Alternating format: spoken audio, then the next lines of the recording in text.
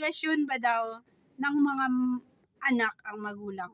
Para sa akin, habang nagkakape, hindi naman tayo obligasyon ng mga anak natin eh.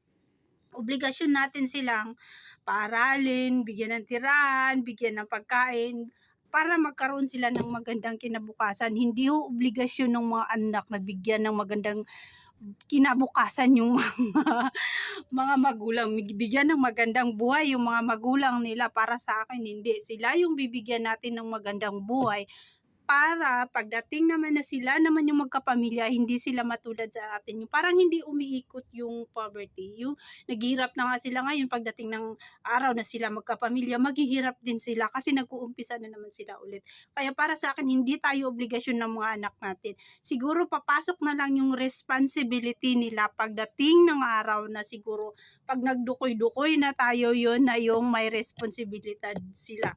Pero obligasyon para bigyan tayo ng magandang buhay, para maging sitting pretty, yumaman tayo, hindi yun. Para sa akin, hindi yun. Dapat sila yung bigyan natin ng magandang kinabukasan. Sila yung yung obligasyon natin yun. Pero yung kaya sabi ko nga sa sarili ko, hangga't malakas ako, magsisikap ako para pagdating ng araw na ako naman ay nagdukoy-dukoy na, kahit pambili ng biogesic, hindi ko hihingiin sa anak ko. Yun talaga ang sabi ko sa sarili ko. Kasi may obligasyon na rin sila, may responsibility na rin sila, may obligasyon na rin sila pag may mga pamilya na sila. Tapos tayo yun, pupunta pa tayo doon, manghihingi ng biogesic, manghihingi ng ganito kasi wala tayo. 'Di ba ang hirap?